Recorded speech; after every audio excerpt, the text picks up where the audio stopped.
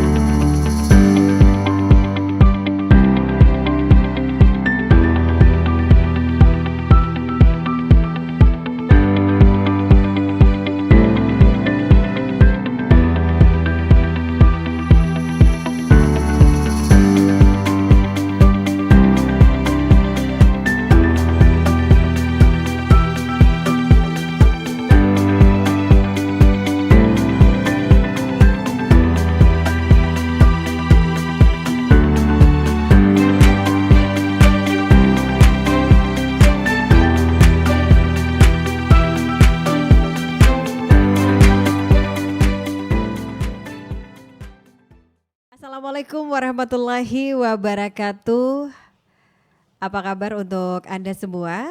Salam jumpa dari kami di RRI Palu yang mempersembahkan obrolan budaya kali ini untuk menghadirkan tema terkait dengan kuliner, yaitu kuliner modern versus kuliner kekinian.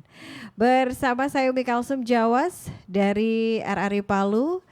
Tepatnya untuk hari ini saya tidak sendiri dalam obrolan budaya dan tentunya juga saya bersama dengan dua narasumber yang sudah hadir bersampingan malahan ya dengan saya untuk saat ini, yaitu ada Ibu Tia Ardin ya selaku owner dari The Bansau, kemudian juga ada Ibu Dr. Normawati MPDI. Beliau adalah selaku akademisi yang tentunya juga paham akan kaitannya dengan tema kita, yaitu terkait dengan kuliner, untuk kuliner tradisional ataupun kuliner modern. Nah, saya akan menyapa dua narasumber saya dulu. Assalamualaikum warahmatullahi wabarakatuh. Waalaikumsalam. Masya Allah, sehat semuanya? Alhamdulillah. Alhamdulillah, ini cerah-cerah semua ya wajah-wajah narasumber kita, karena kita berbicara soal kuliner ya, kuliner tradisional dan juga kuliner kekinian. Ini hal-hal yang mungkin sangat erat kaitannya dengan keseharian kita, dan juga untuk usaha kuliner ini diprediksi bahwa di tahun 2023 di mana kondisi ekonomi dunia ataupun negara kita ini memasuki yang namanya krisis, ataupun bisa dikatakan ya untuk ada sedikit masalah gitu ya, tetapi diramalkan bahwa usaha kuliner atau UMKM sendiri inilah usaha yang tetap bisa survive. Semoga seperti itu ya harapan kita semua.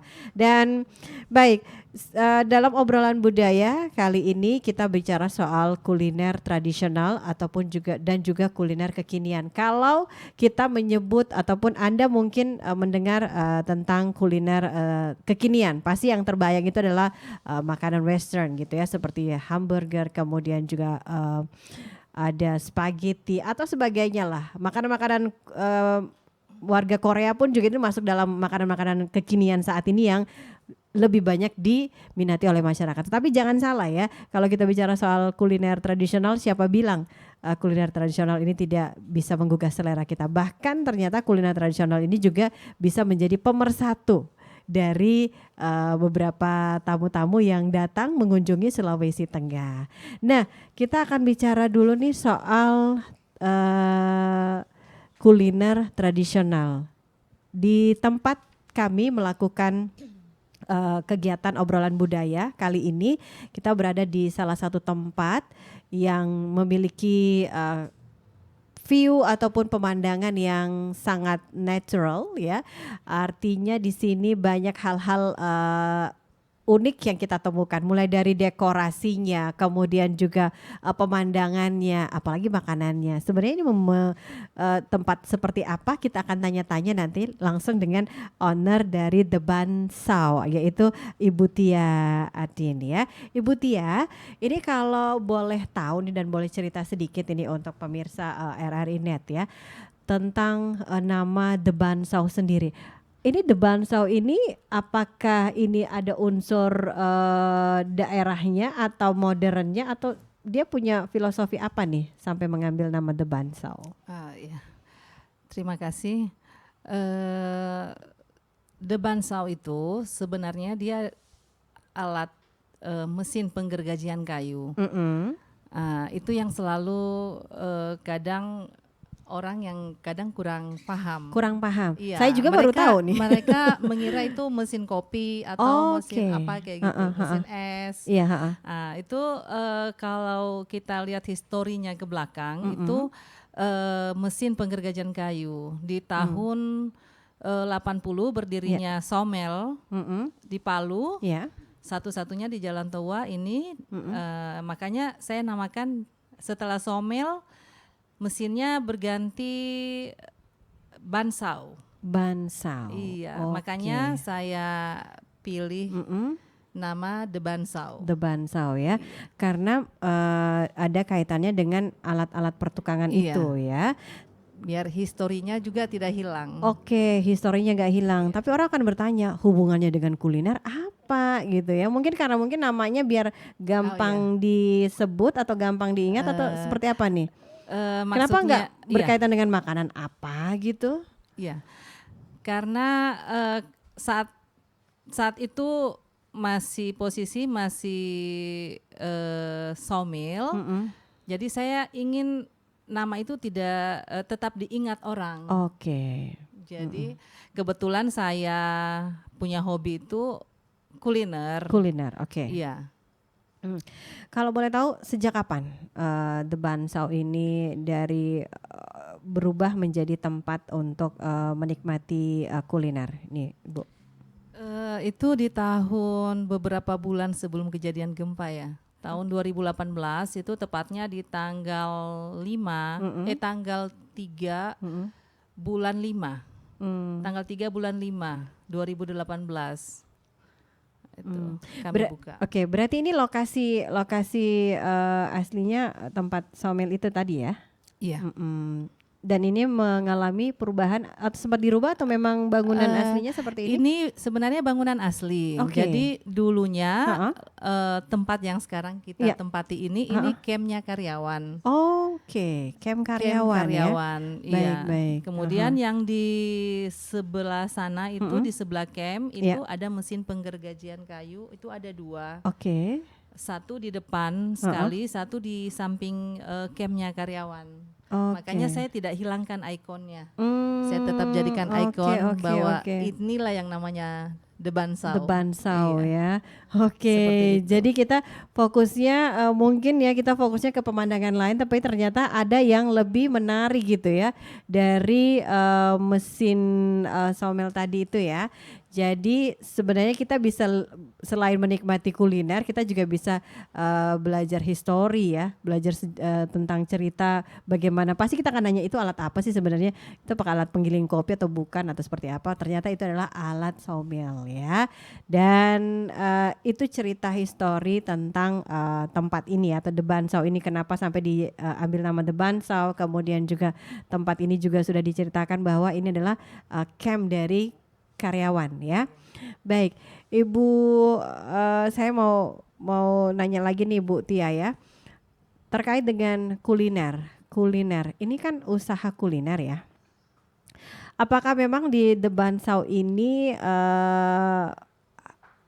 bisa dikatakan Ibu untuk tertarik gitu ya, tertarik awal mulanya dengan yang namanya kuliner tradisional, itu sejak kapan itu? Atau misalnya tertarik dengan dunia kuliner dari kecilkah atau pada saat remaja atau seperti apa?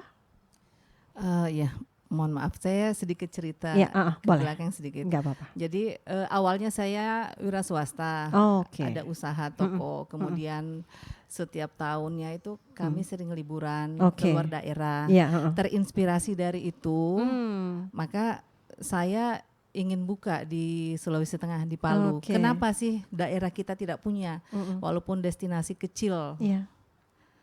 Oke, Awalnya berangkat dari dari keprihatinan itu ya. Iya. Oke, jadi kalau misalnya berkunjung ke daerah-daerah lain kan pasti ada gitu ya tempat makanan tradisional. Kok di Palu nggak ada gitu ya? Mungkin hanya warung-warung kecil saja ya atau oke, baik. Kemudian untuk mendalami atau mengetahui tentang menu ataupun masakan-masakan khas Kaili ya. Apakah itu belajar otodidak atau ini adalah resep turun-temurun dari keluarga atau seperti apa nih, Bu? Iya. Otodidak juga, kemudian yang pastinya dari keluarga, dari orang tua. Orang tua, Iya. ya. Kalau boleh tahu orang tua ini asli Kaili atau ada campuran nih? Campuran, kebetulan ibu saya Kalimantan, Banjarmasin, bapak saya Bugis. Kailinya di mana ya? Kailinya kebetulan anaknya lahirnya di Palu. Oh, lahirnya di Palu ya. Jadi dari Banjar terus ke Bugis ya. Kailinya di mana? Pasti pertanyaan itu ya. Kailinya di mana? Tapi kok bisa tahu gitu ya tentang kuliner Kaili itu ternyata karena asli Palu gitu ya. Lahirnya mungkin di sini. Lahirnya di sini. Jadi mau tidak mau harus mengetahui masakan khas dari tanah kelahiran. Kebetulan juga hobi memang dari kecil sudah terbiasa masakan Kaili. Oh begitu ya. Jadi karena dari suka. kecil. Oh oke. Baik Ibu Tia, kita bergeser lagi nih ke Ibu Dr. Normawati MPDI. Beliau ini kan seorang akademisi di salah satu perguruan tinggi yang ada di wilayah Sulawesi Tengah, tepatnya dari Unismo ya Ibu Norma ya. Saya menyapanya Ibu Norma. Nah ini dari pandangan akademisi kita tahu bahwa di antara sekian banyak menu tradisional dari suku Kaili ya, mungkin yang populer di luar sana yang diketahui oleh istilahnya tamu-tamu dari luar itu adalah kaledo ya.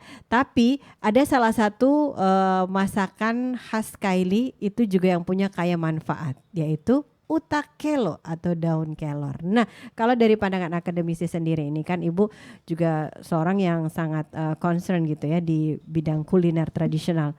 Kalau boleh tahu nih dari manfaat sayur daun kelor sendiri nih, Bu, yang bisa didapatkan atau dari olahannya itu menghasilkan apa saja? Atau manfaatnya apa saja? Ya, silakan. Terima kasih. Ya. Dari daun kelor ini selain dibuat sayur utadada, juga dibuat salah satu bahan obat. Ya, oke.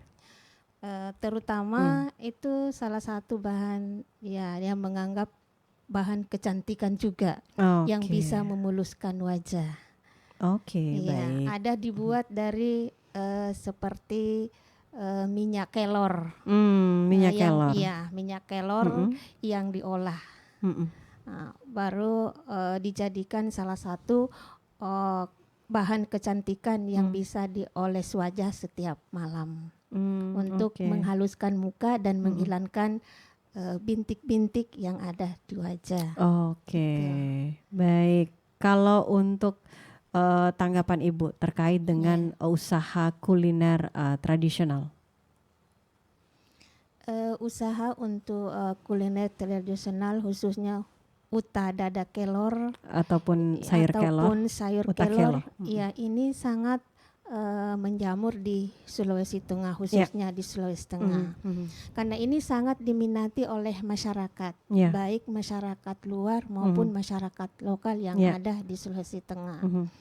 Nah, ada salah satu filosofi ya yang sering didengar oleh orang luar bahwa ketika tamu itu datang di Sulawesi Tengah bertamu, itu adalah salah satu ciri khas sayur yang ditanyakan adalah sayur kelor yang di utadada. Yang di utadada itu kan bahannya adalah santan. Ketika mereka menyicipi itu merasakan nikmatnya, rasa nikmat rasanya, dan mereka tanya bahannya dari apa. Oke. Gitu. Mungkin yang dimaksud kalau utadada gitu ya. Kalau utadada ini kan biasanya ada yang menggunakan bahan ayam, ada ikan gitu ya. Tapi untuk uta sendiri itu sebenarnya adalah bahasa Kailinya itu adalah sayur gitu ya. Jadi uta kelo, uta dada gitu. Jadi memang banyak pilihan sebenarnya ya. Tapi kalau mau bicara soal manfaat kesehatan ya sayur kelor itu ya. Tapi kalau di santan juga kelebihan nggak baik ya untuk kesehatan kita ya. Itu mengandung kolesterol ya. Iya, kolesterol tinggi. Nah, kita mungkin akan bicara jauh soal usaha kuliner tradisional ya. Kemudian juga bagaimana strategi pemasarannya juga nanti Ibu Tia akan membagikan kepada kita gitu ya, karena mungkin walaupun di Kota Palu sendiri ini banyak sekali usaha-usaha kuliner tradisional, tapi pasti The Bansau ini punya strategi khusus gitu ya, ataupun punya mungkin market khusus gitu ya untuk bagaimana pemasarannya, bagaimana untuk memperkenalkan ke masyarakat lebih luas lagi, karena gak mungkin ujuk-ujuk orang kenal, oh ini pasti ada dong yang dilakukan. Nah itu nanti akan kita bahas lagi lebih lanjut dalam obrolan kita di obrolan budaya kali ini ya. Pemirsa RRI Net, tetaplah bersama kami di obrolan budaya dengan tema kuliner tradisional dan juga kuliner kekinian. RRI Net, kami hadir dengan ragam informasi, dialog interaktif, dan hiburan dari Pro 1, Pro 2, Pro 3, Pro 4, dan Voice of Indonesia. RRI Net di IndiHome TV, aplikasi RRI Play Go, dan portal berita rri.co.id. RRI Net, tonton yang Anda dengar.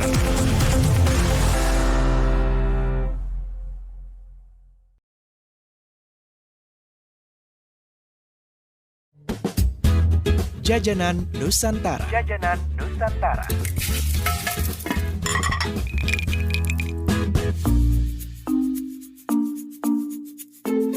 Sahabat budaya, kalau Papua memiliki papeda, Palu, kota yang terletak di Provinsi Sulawesi Tengah, juga memiliki panganan tradisional yang diolah dari sagu.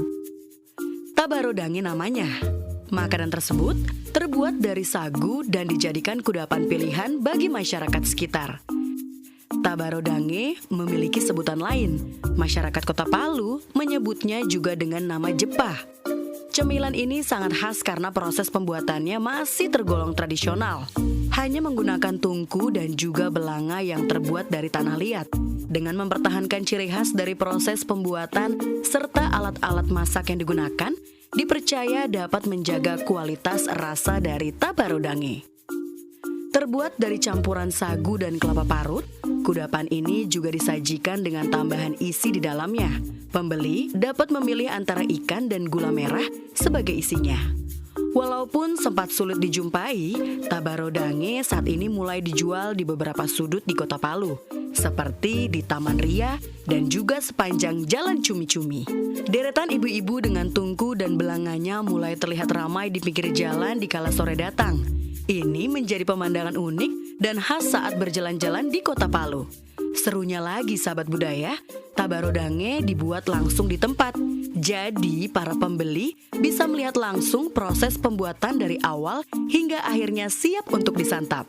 Kudapan ini sangat pas untuk dijadikan teman bersantai sore-sore ataupun jadi pelengkap obrolan santai bersama orang-orang terdekat di waktu senggang.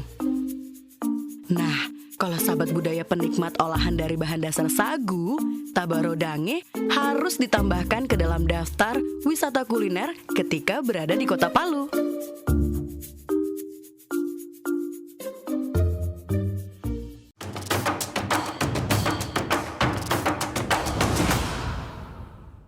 Kita kembali lagi dalam obrolan budaya, kuliner tradisional dan juga kuliner kekinian.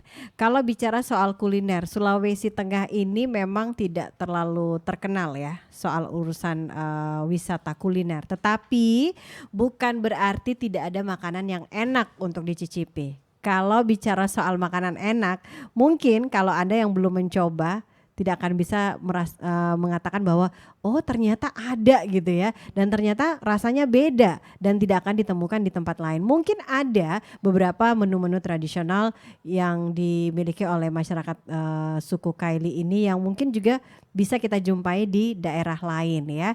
Kita sebut saja ada salah satu makanan yang terbuat dari sagu ya.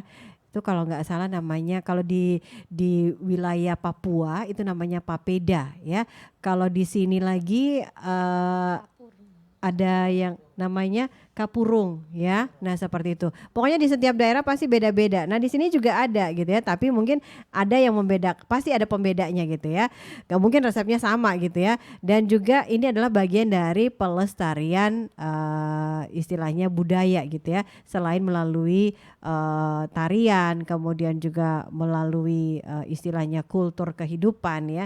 Dan juga ternyata ada dari pelestarian kebudayaan itu dari kuliner. Nah, kita masih akan ngobrol-ngobrol lagi nih dengan owner dari The Bansau ya, dan juga Ibu Dr. Normawati ya, yang sudah hadir di kesempatan obrolan budaya kali ini. Nah, Ibu Tia, ini kalau kita bicara soal strategi, ya kan?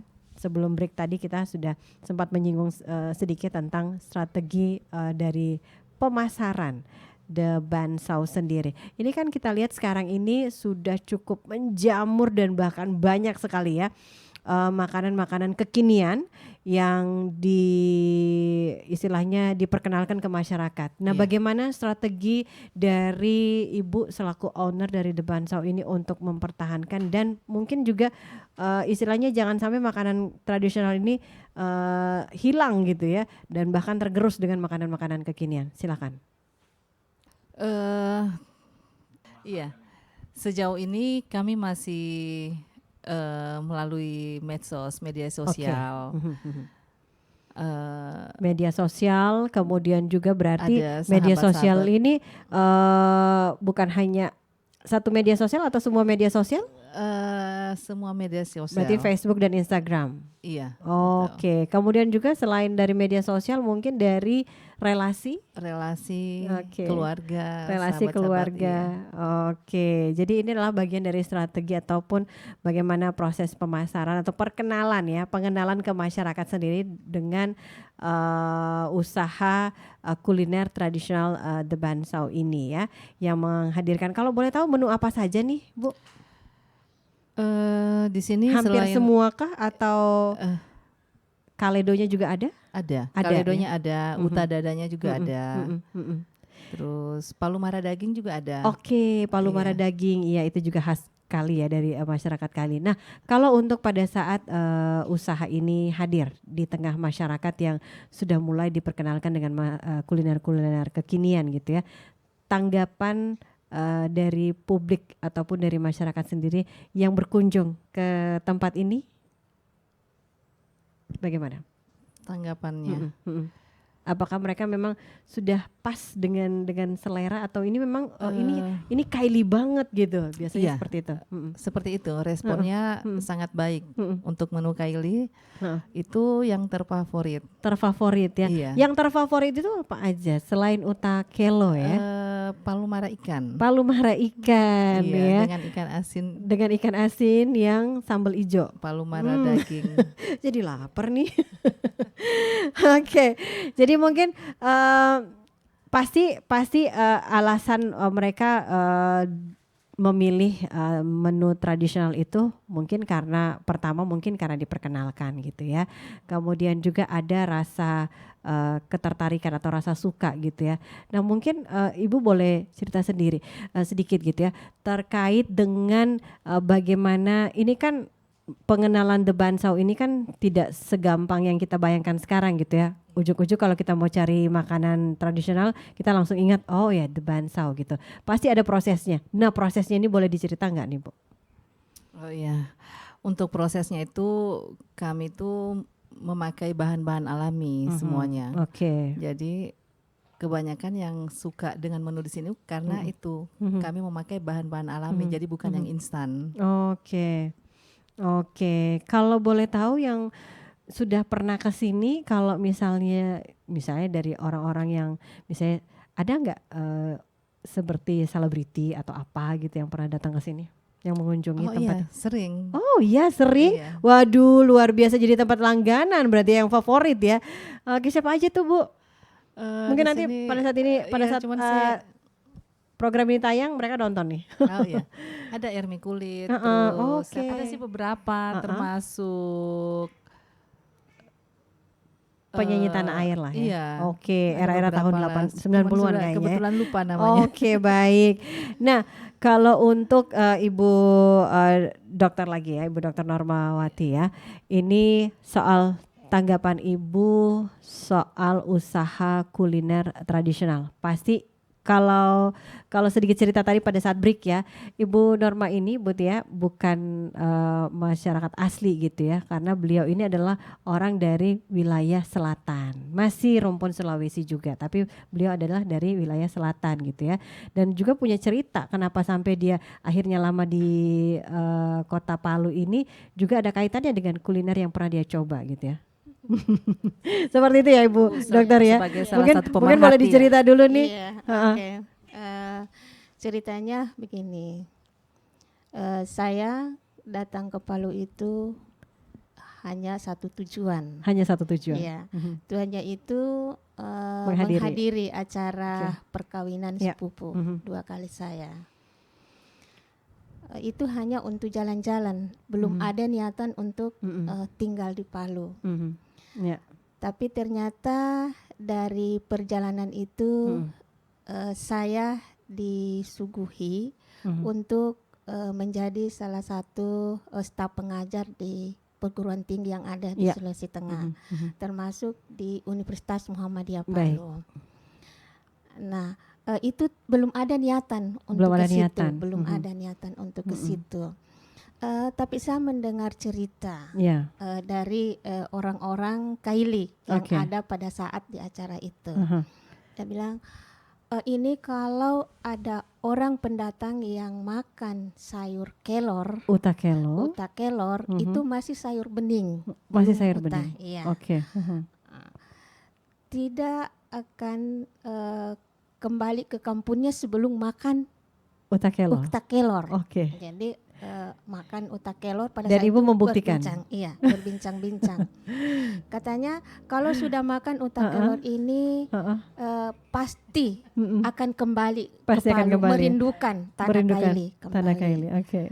Setelah itu saya mengamati, betul, karena saya pulang ke Makassar, cuma 1 minggu saya kembali ke Palu ulang. Kembali ke Palu ulang. Saya disuruh melamar menjadi salah satu pengajar. Saya kasih masuk sudah pasti terima. Akhirnya di situ saya berpikir betul. Ada betulnya ya. Ada betulnya. Itu antara mitos atau sekedar memang cerita-cerita dari masyarakat sekitar saja gitu ya. Oke. Kalau untuk usaha kuliner Deban Sahu sendiri, tanggapan Ibu seperti apa nih, Bu Dokter? Kalau saya melihat ini, dengar cerita Ibu tadi, ini ada kemajuan yang sangat signifikan antara sebelum gempa dan sesudah gempa dan terdampak pandemi. Iya. Di terdampak pandemi ini mungkin ada sedikit merosot ya Bu, dari sisi tadi yang diceritakan itu bahwa karyawan banyak yang dirumahkan. Nah, setelah itu kembali lagi untuk memulai merintis kembali untuk menjadikan salah satu kuliner wisata khusus untuk menu masyarakat Kaili yang ada di Sulawesi Tengah ini. Nah, mungkin banyak pendatang-pendatang yang sudah datang di sini untuk merasakan bagaimana nikmatnya untuk masakan khas Kaili tersebut. Salah satunya adalah tadi utak kelor. Utak kelor ya. Oke. Nah kalau untuk pelestarian budaya dari segi kuliner ini, kalau Ibu melihat sendiri bagaimana perkembangannya saat ini nih, Bu? Perkembangan kuliner apakah memang masyarakat sudah mulai sedikit demi sedikit sudah terpengaruh dengan menu kekinian sehingga sudah mulai agak lupa dengan menu tradisional atau seperti apa nih Bu tanggapannya? Iya, kalau dilihat dari secara langsung itu kalau anak-anak muda zaman sekarang ini, zaman kekinian ini, ya kebanyakan mereka langsung ke masakan-masakan yang modern. Gitu. Iya, modern. Tapi tidak menutup kemungkinan bahwa masakan-masakan ciri khas Kaili tersebut itu terlupakan. Ya, tapi kelihatannya sekarang ini memang anak muda itu lebih cenderung ke itu. Makanan-makanan yang kekinian modern, itu ya, yang kekinian. Ada misalnya mie titik, itu lebih cenderung juga ke situ. Terus ada hamburger dan lain-lain sebagainya, itu lebih cenderungnya ke situ. Berarti sudah pas ya kalau kehadiran rumah makan The Bansau ini bisa menjadi salah satu bagian dari melestarikan budaya kuliner tradisional ya. Oke, kalau Ibu, kita kembali dari Ibu Dokter, kita kembali ke Ibu Tia lagi nih. Ini kan terkait dengan bahan-bahan alami yang digunakan gitu ya. Kabarnya Ibu menanam juga ya? Oh iya, kebetulan saya juga mempunyai hobi menanam. Ya. Jadi menanam. Jadi hampir bisa dikatakan bahan-bahan yang digunakan juga mungkin hanya berapa persen saja yang beli gitu ya? Iya. Tapi banyak menggunakan hasil kebun sendiri. Hasil kebun sendiri. Luar biasa. Ini bisa menjadi inspirasi untuk para pengusaha kuliner gitu ya. Jadi jangan hanya terpaku pada. Jadi ini juga mungkin ada kaitannya dengan strategi kita untuk mensiasati gitu ya, di mana bahan-bahan naik gitu ya, baik dari bahan pokok kemudian juga bahan bumbu-bumbu gitu ya. Nah, ini kan kita baru mungkin bisa dikatakan baru beberapa bulan ya lepas dari yang namanya pandemi gitu ya. Betul. Dan mungkin bagaimana pada saat pandemi kemarin strategi Ibu Tia sendiri untuk tetap mempertahankan usaha The Bansau ini tetap ada gitu. Mungkin boleh diceritakan? Pada saat pandemi itu sangat berdampak sekali sih sebenarnya. Tapi kami di sini tetap bertahan. Dengan kondisi seadanya, beberapa kali juga buka tutup. Kemudian saya terinspirasi karena tadi banyaknya menu-menu kekinian. Saya lihat ada peluang di menu daerah. Kebetulan menu daerah ini kan sebenarnya saya hanya sajikan pada saat ada yang reservasi, ada yang reservasi sekali-sekali. Pada saat ada event. Setelah saya melihat kondisi sekarang lebih banyak yang kekinian, saya adakan menu daerah untuk setiap harinya. Oke, jadi setiap hari. Kalau awalnya mungkin hanya melayani reservasi khusus gitu ya, ataupun mungkin acara-acara dinas mungkin ya. Kalau misalnya ada yang ini, ada pesan online juga? Iya, ada. Ada ya? Ada. Oke. Dan juga apakah itu berbeda price-nya ketika yang di online dengan yang misalnya datang langsung? Oh iya, sudah pasti berbeda karena kan kita ada sistem pembagian. Oke. Kalau misalnya masyarakat Kota Palu ingin misalnya menikmati menu yang ada di rumah makan The Bansau ini, mungkin bisa menggunakan, ada di daftar aplikasi menu ini ya, istilahnya yang dijual di penyedia makanan-makanan yang bisa dipesan secara online seperti itu ya. Jadi ada beberapa tawaran gitu ya. Jadi masyarakat tinggal memilih saja dan tinggal mencari rumah makan The Bansau. The Bansau. Ya, The Bansau. Jadi caranya gampang sekali. Anda tinggal nuliskan saja di aplikasi pemesanan makanan secara online ya dari beberapa penyedia jasa ya, penyedia jasa makanan online ini. Langsung saja Anda bisa mengetik The Bansau dan Anda langsung menemukan baik menunya ataupun juga lokasinya. Dan ini juga ada yang melayani antar secara mandiri atau gimana? Itu ada juga. Ada juga itu ya. tergantung permintaan customer. Oke. Minimal berapa sih orderannya sampai bisa diantar yang gitu? Antar biasanya minimal 10. Minimal 10 pack, ya. Iya. Oke, itu sudah bisa ya. Bisa. Dan biasanya itu acara-acara kantoran biasanya pas jam-jam makan siang Bu ya. Iya, betul. Oke, luar biasa. Baik. Nah, mungkin nanti di akhir perbincangan kita juga boleh tahu dong di tahun 2023 ini harapan dari para pengusaha kuliner seperti Ibu Tia ini, kemudian juga dari masyarakat yang mungkin saja disuarakan oleh Ibu Dokter nanti ya, bagaimana untuk kedepannya usaha kuliner tradisional ini mungkin bisa memberikan masukannya ya seperti apa. Kita akan lanjutkan lagi obrolan pada sesi berikutnya di Obrolan Budaya RRI Palu. rri.co.id, media radio berita online terpercaya. Berita terkini dari seluruh Indonesia, tampilan baru dan fresh. Bagian dari sistem Big Data dan Artificial Intelligence RRI menjadikan rri.co.id mudah diakses. rri.co.id, akurat, terpercaya. Mengembangkan disiplin sedini mungkin pada si kecil, tak perlu menunggu hingga ia besar nanti.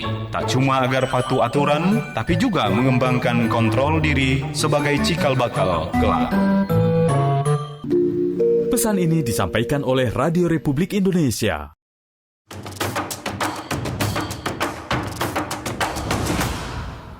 Kembali lagi pada obrolan budaya, kuliner tradisional dan juga kuliner kekinian. Masih bersama dengan Ibu Tia Ardin selaku owner dari The Bansau, salah satu rumah makan yang menyediakan masakan-masakan tradisional. Tapi bukan hanya masakan tradisional juga ya. Di sini juga bisa didapatkan menu di luar masakan tradisional. Kita akan tanya-tanya juga nanti. Dan juga masih bersama Ibu Dr. Dorma ya. Dan baik, kita lanjutkan lagi obrolan kita. Ibu Tia ya. Ini kan kita sudah panjang kali lebar ini ya bicara soal usaha kuliner, kemudian juga bagaimana strategi untuk istilahnya bertahan dengan situasi yang mungkin kemarin bisa dihitung baru beberapa saat kita lepas dari yang namanya kondisi pandemi gitu ya. Kemudian juga Ibu Tia sempat menyinggung bahwa usaha ini memang butuh strategi yang betul-betul jitu gitu ya untuk bisa survive di tengah hadirnya kuliner-kuliner kekinian yang digemari oleh anak muda, bahkan juga bukan hanya anak muda, orang tuanya juga sudah mulai dicekoki nih makanan-makanan kekinian gitu ya. Tapi The Bansau sendiri tidak putus asa, tidak putus harapan untuk tetap mempertahankan kuliner tradisionalnya. Oke, dari strategi marketing yang sudah dilakukan oleh The Bansau yaitu mengikuti kondisi saat ini ya, menggunakan media sosial ya, dan tinggal gampang dan mudah sekali untuk menemukan atau bahkan istilahnya mengorder gitu ya makanan-makanan yang ada di Bansau, karena semuanya sudah tersiapkan dan bahkan sudah melakukan kerjasama juga ya dengan jasa penyedia masak makanan-makanan online yang bisa sekali pesan gitu ya. Nah ini kan kalau dari kita lihat tampilan dari tempat ini juga selain ada tempat makan pada umumnya, kemudian juga ada pemancingan ya. Iya, di bawah ya, ada pemancingan juga. Nah, kemudian juga saya lihat di sebelah pas kita masuk tuh sebelah kiri gitu ya, ada panggung. Panggung itu memang dikhususkan atau memang pada saat ada yang mau istilahnya mau pesan aja atau gimana tuh Bu? Oh iya. Panggung itu kami sediakan untuk berbagai event sebenarnya. Jadi salah satunya live musik yang saat ini kita masih off kan, yang saat ini masih kita off kan. Kemudian untuk kegiatan event lainnya itu bisa untuk wedding, gathering, ulang tahun. Seperti nanti. Jadi segala event sebenarnya ya. Iya, segala event. Event-event yang berkaitan dengan misalnya acara wedding, arisan juga ya. Iya, arisan juga. Karena beberapa waktu yang lalu sempat lewat gitu, bahkan ada sempat ininya ya, rombongan ibu-ibu gitu ya. Biasanya pasti bisa nebak nih, ini arisan nih kayaknya ya.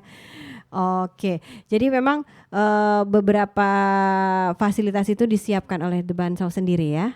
Iya, jadi kami siapkan untuk fasilitas apa lagi nih Bu yang bisa didapatkan oleh masyarakat kalau misalnya ingin menjadikan The Bansau ini sebagai tempat kegiatan? Oh iya, di sini kami menyediakan tempat pemancingan juga untuk rekreasi buat keluarga. Rekreasi keluarga. Kemudian bisa juga untuk meeting roomnya. Kami menyediakan meeting room. Kebetulan sekarang kita lagi ada promo free tempat. Jadi hanya yang membeli makanan yang saja. Kena charge itu hanya makanan saja. Iya, tapi untuk tempat dan segala fasilitas ini juga bisa didapatkan ya. Iya, jadi fasilitasnya ada infocus, terus ada papan untuk ada kebutuhan meeting ya. Iya, kebutuhan meeting semuanya lengkap. Oke, jadi memang sebenarnya ini adalah fasilitas lengkap dari sebuah tempat yang representatif gitu ya untuk sebuah acara. Tergantung keperluan sih sebenarnya ya. Iya, kalau acara wedding keperluannya apa saja gitu ya. Terus juga ada ini ya, apa istilahnya kalau masyarakat Kylie itu bilang soki-soki gitu ya. Soki-soki rumah-rumah seperti itu. Nah itu konsepnya sampai ketemu itu gimana? Oh iya, awalnya karena itu tadi di awalnya itu saya kepingin melestarikan budaya daerah Sulawesi Tengah dari ciri khas ciri khas. Jadi ada orang daerah datang ke Palu, mereka lihat kita punya soki-soki seperti itu, termasuk menu kailinya.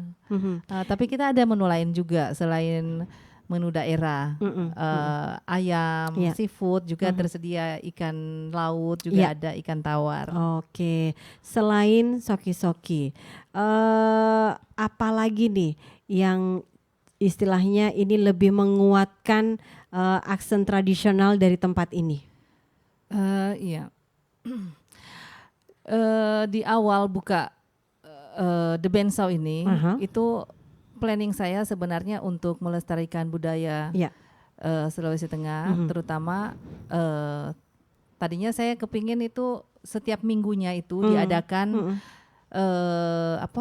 musik daerah. Jadi mungkin di weekend. Tadinya rencana saya di weekend, di weekend itu sebelum kejadian gempa. Di weekend itu saya memutar musik daerah. Seperti kita kalau ke Jogja, ke Bali itu kan mereka kita disambut dengan tari-tarian daerah, kemudian dengan juga musik, lagu daerah. Saya kepingin seperti itu. Makanya saya siapkan di sini lalu tenunan Donggala. Itu saya siapkan untuk pamerannya. Ada ya? Ada. Di bagian saya belum belakang ya? Iya, saya tidak sempat, belum sempat sih. Belum sempat ya? Iya, belum sempat saya atur kembali. Terus saya juga kemarin sempat pada saat gempa itu saya sudah kepingin beli kakula. Rencanakan setiap weekend itu musik kakula dimainkan. Jadi orang makan sambil mendengarkan itu musik kakula itu tadi. Mungkinkah dari rencana-rencana itu terwujud di tahun ini? Ya, insya Allah bisa terwujud. Cuman harapan saya, harapan kami di sini itu mungkin dari dinas-dinas terkait bisa berkolaborasi bersama kami di Bansau. Itu saja sih harapan kami, agar bisa melestarikan daerah Sulawesi Tengah, menaikkan nama daerah Sulawesi Tengah. Agak tertarik kita dengan alat musik kakula itu karena ini jarang loh dimiliki oleh rumah makan yang ada di Kota Palu. Kalau Ibu Tia sendiri ini mengetahui sejauh mana tentang kakula ini? Kalau saya sih cuman teringat di zaman masih kecil dulu. Masih kecil, itu ada di acara-acara pengantin itu kan saya sering dengar acara-acara rame, apalagi sunatan kayak gitu. Jadi konsepnya ini semakin kental lagi, sudah ada soki-sokinya, sudah ada kakulanya gitu ya. Jadi kakula ini adalah alat musik tradisional dari masyarakat Kaili ya. Yang ini hampir kalau di wilayah Sulawesi Utara itu namanya itu kolintang ya. Kalau di wilayah Jawa itu namanya gamelan. Nah, kalau untuk masyarakat Kaili sendiri namanya itu adalah kakula, seperti itu. Jadi sedikit informasi nih ya, for information untuk Anda gitu ya. Jadi harapannya di tahun 2023 ini. Iya. Ya. Kebetulan juga kami kolaborasi bersama musisi-musisi Kota Palu. Itu bergerak di bidang musik. Itu sebenarnya mereka sudah berbentuk organisasi, kemudian menciptakan lagu daerah. Itu ada masing-masing mereka punya ciri khas, masing-masing punya ini lagu. Baik. Kemudian cuman saya melihat dari sisi belum ada respon mungkin dari dinas terkait ke mereka. Jadi makanya mereka masih kayaknya harus diperhatikan. Itu kan ada keterkaitannya dengan rumah makan, termasuk seperti rumah makan saya ini yang mengusung konsep konsep daerah. Iya. Baik, dari Bu Tia mungkin juga sebagai masyarakat ya, Ibu Dokter Norma ya, sebagai masyarakat kemudian juga sebagai akademisi ini juga tentunya berhadapan dengan orang-orang yang mungkin dari luar Kota Palu gitu ya. Bagaimana harapannya untuk usaha rumah makan tradisional khususnya untuk semacam The Bansau ini, karena pasti ada The Bansau berikutnya juga yang mungkin akan mengikuti jejak. Tapi mungkin ada beberapa poin pesan yang mungkin bisa disampaikan Ibu dalam pelestarian kuliner tradisional ini. Iya, harapan untuk kedepannya agar setelah adanya kuliner yang The Bansau ini, mudah-mudahan ada yang mengikuti jejak di sini untuk membuka sebagai bagian dari pelestarian. Sebagian dari pelestarian budaya, khususnya yang di Sulawesi Tengah, yang dikenal Tanah Kaili, untuk membuka rumah makan tradisional. Kemungkinan bisa ya di tahun 2003 ini ada salah satu rumah makan yang ciri khasnya hanya makanan tradisional Kaili saja. Tidak ada campuran makanan lain. Tidak ada campuran makanan lain, agar pemuda-pemuda itu bisa mengetahui persis bahwa untuk mencari makanan yang tradisional khusus untuk Kaili ada di rumah makan di sana. Untuk diperkenalkan. Ini tantangan buat Ibu Tia nih ya. Maaf saya potong sedikit. Jadi ini rencana ke depan. Rencana ke depan mungkin di sebelum bulan puasa kami sudah mulai itu menu khusus, menu Kaili itu kami sajikan sebelum puasa itu kami sajikan di siang itu, jadi orang sudah bisa menikmati. Khusus menu Kaili. Begitu juga pada saat bulan puasa nanti. Bulan Ramadan kami sediakan. Jadi untuk melayani diri sendiri. Jadi tinggal ambil bayar kasir kayak gitu. Jadi kalau misalnya mau buka puasa prasmanan buka puasa, terus menunya mau menu tradisional ya, masakan istilahnya kalau masakan Kaili ini kan lebih banyak ke masakan rumahan gitu ya. Jadi bisa langsung saja untuk datang dan bisa memilih menunya ya. Dan soal harga nih Bu, masih sesuai dengan kantong ekonomi resesi kan? Bisa terjangkau ya. Bisa terjangkau ya. Jadi itulah harapan-harapan kedepannya mungkin ya. Dan juga sempat disampaikan juga bahwa ke depan ya, ini pada saat puasa juga nanti seperti apa yang akan dijadikan sebuah penawaran ya, penawaran ke masyarakat terbaru nih ya. Jadi sudah dapat bocoran nih ya, walaupun mungkin puasanya bulan depan ya, tapi ini dari sekarang sudah mulai dikasih informasi nih ke masyarakat bahwa sekali lagi The Bansau itu pada saat Ramadan tetap buka ya, tetap buka, tapi nggak pada saat jam-jam siang dong ya, jam-jam deket-deket berbuka dengan menu prasmanan ya, jadi bisa pilih sendiri menunya, sehingga tentunya dengan pilihan itu masyarakat bisa diberikan opsi nih ya, mau makan apa nih ya. Oke, jadi mudah-mudahan saja dari apa yang menjadi harapan Ibu Dokter ya, kemudian juga Ibu Tia sebagai seorang pengusaha kuliner tradisional ini bisa istilahnya lebih kita dukung lagi ya, khususnya untuk pemerintah daerah sendiri, karena ini adalah bagian dari pelestarian budaya khususnya untuk kuliner tradisional. Terima kasih untuk dua narasumber saya yang sudah berbincang di sesi obrolan budaya kali ini terkait dengan kuliner tradisional, dan mudah-mudahan saja apa yang menjadi harapan dari Ibu Tia ya untuk kemajuan The Bansau sendiri di masa yang akan datang. Ini mudah-mudahan bisa juga menjawab tantangan dari Ibu Dokter ya, Ibu Dokter Norma, bahwa ada rumah makan yang memang khusus untuk menyediakan masakan atau menu tradisional saja, sehingga ketika ada tamu ataupun siapa saja yang berkunjung dan mendatangi Kota Palu, kita hanya tahu satu tempat gitu ya, yaitu misalnya The Bansau gitu ya, karena memang spesialis penyedia makanan-makanan tradisional suku Kaili atau suku asli dari Sulawesi Tengah. Baik, demikianlah untuk obrolan budaya kali ini yang mengangkat tema soal kuliner tradisional dan juga kuliner kekinian yang sudah kami hadirkan untuk Anda. Dan mudah-mudahan saja apa yang menjadi bahan obrolan kami atau informasi yang bisa Anda dapatkan, sehingga nanti ketika berkunjung ke Sulawesi Tengah khususnya Kota Palu sudah tahu ya di mana harus Anda kunjungi tempat yang bisa memuaskan selera Anda ingin mencoba atau mencicipi masakan-masakan tradisional suku Kaili atau masyarakat asli dari tanah Sulawesi Tengah ya. Baik, sampai di sini untuk obrolan budaya. Terima kasih untuk kebersamaan Anda dan juga semua tim yang sudah bertugas untuk kesempatan ini mengucapkan terima kasih. Saya Beng Alsum Jawas. Sampai di sini kebersamaan kita. Sampai jumpa. Wassalamualaikum warahmatullahi wabarakatuh. Tabe. Indonesia,